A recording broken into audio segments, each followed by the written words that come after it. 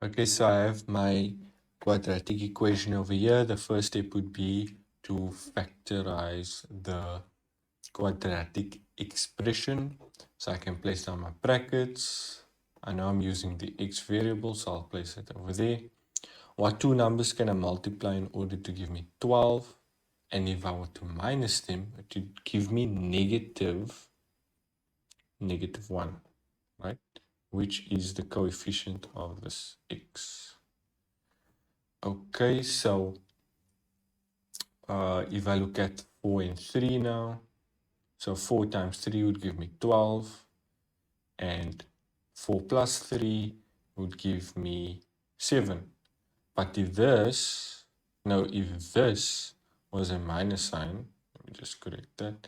If this was a minus sign, right? So minus 4 plus 3 would give me negative 1, and minus 4 multiplied by 3 would give me negative 12. So that looks about right.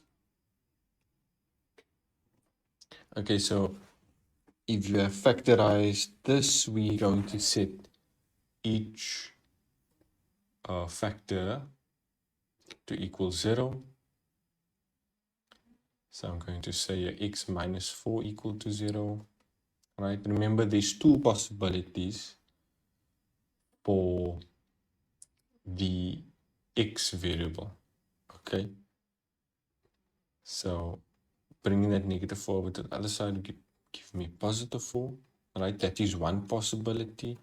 So for the second possibility, being x plus 3 equal to 0, bringing that 3 over would give me negative 3, and I have x over here.